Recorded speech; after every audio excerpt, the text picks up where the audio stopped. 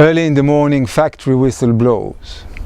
Man rises out of bed and puts on his clothes. Man takes his lunch, walks out in the morning light. It's the working, just the working life. Bruce Springsteen, 1978. Today we'll talk about patterns. Patterns in our lives, patterns in ourselves. The glasses we are using to see the world, understand it, and act in it. Our self-administrated restrictions and boundaries.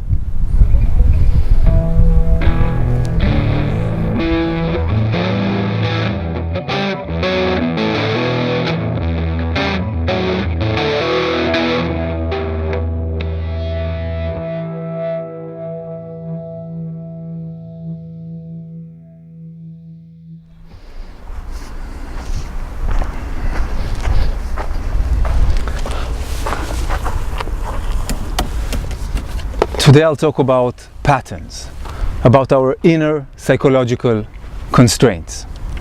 We said how we are all born with a certain biology, DNA, genetic code, the environment we are born into, with the restrictions and the potentials it brings.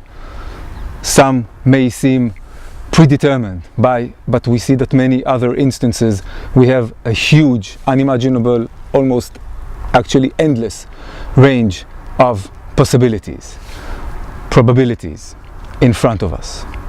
But apart from our biology, we have our psychology, and in our sensations, it is really the most restricting part of ourselves. There are things we don't dare to dream, we don't dare to think. There are things that we are thinking, but we find it very hard to bring ourselves to try and accomplish. And there are things that we are trying very hard to accomplish in our lives, but we are not succeeding in many ways. So these are places where our psychological reality is limiting us.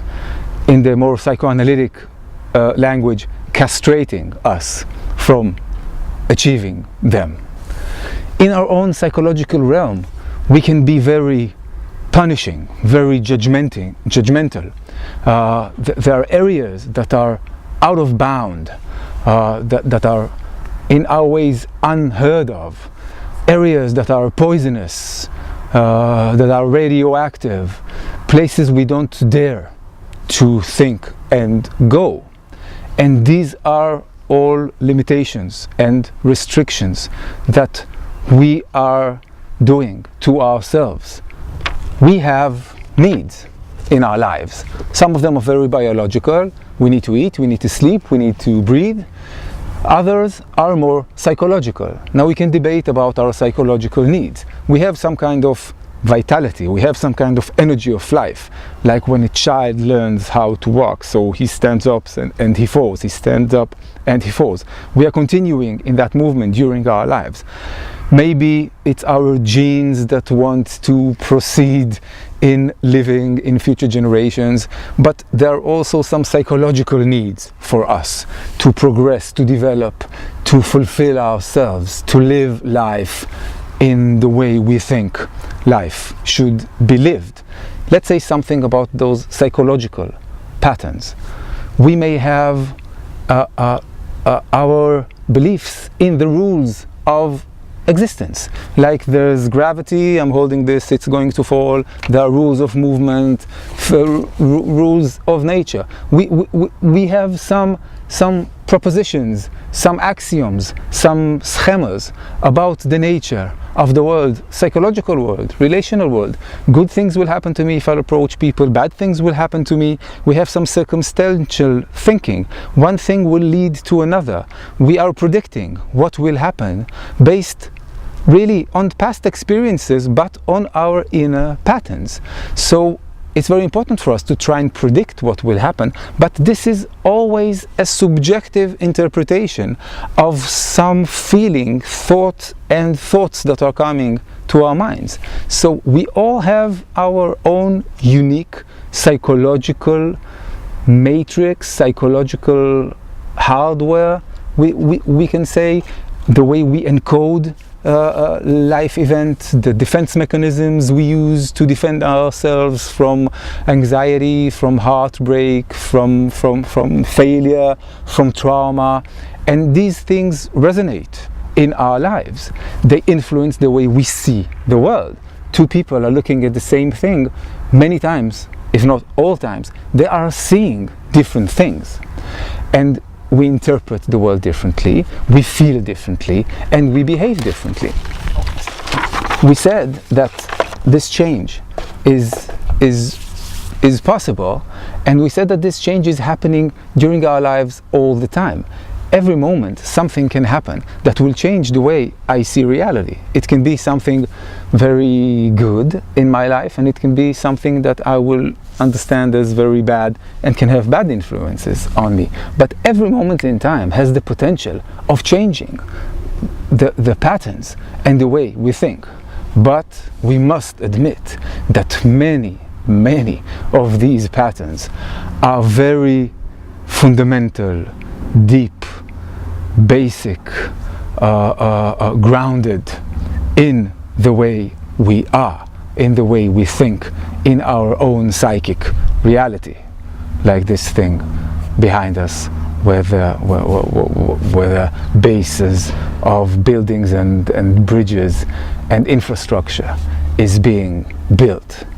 So when we talk about change, and we want to talk about deep change in our psychological lives, we are talking about changing those very, very deep, organizing, almost truths we believe in. Let's say a few words about why these patterns exist. I can give you an example from the videos I am making. I'm shooting the video and then I'm looking at it at home, and suddenly I am hearing so many sounds around.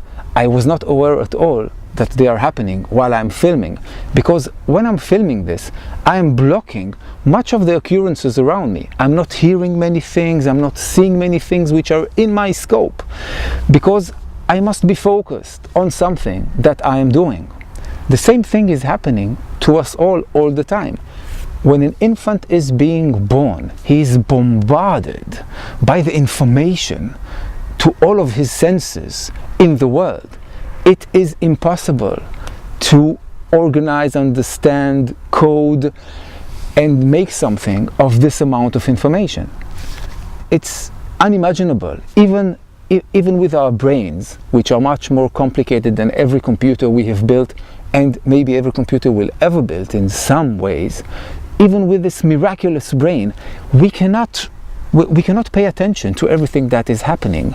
The fulfillment of our needs, of our essential needs of life, physical life and existential life, needs a focus and needs for some of the information around us not to be addressed.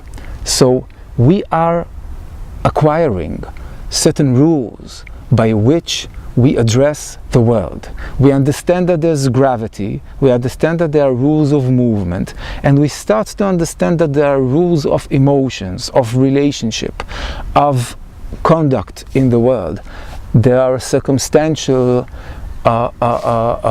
paradigm, there are circumstantial patterns in the way our mother interacts with us, our father interacts with us, the wood that our bed is made of interacts with us, the mobile moving around us interacts with us. There are patterns there, and in order for us to fulfill our inner wishes, we must understand those patterns and be able to predict what will happen and control what will happen.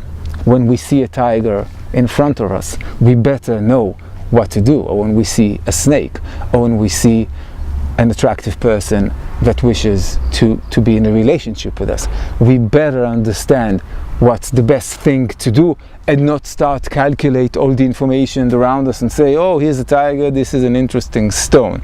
We should be very focused on the tiger. So these patterns are evolutionary, psychologically important, essential. That's why they are there.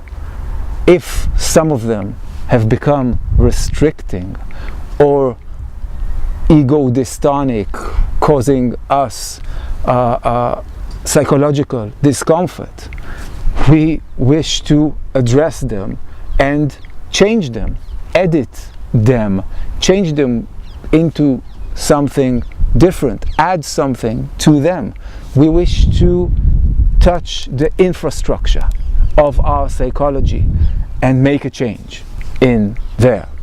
This change is possible in many ways during all of our life events, and we can always use psychotherapy to help us in changing those patterns. All psychotherapeutic methods are aimed at changing the patterns of our psyche. And in the next conversation, I'll be addressing exactly that. So we'll conclude here today and continue next time. Cement.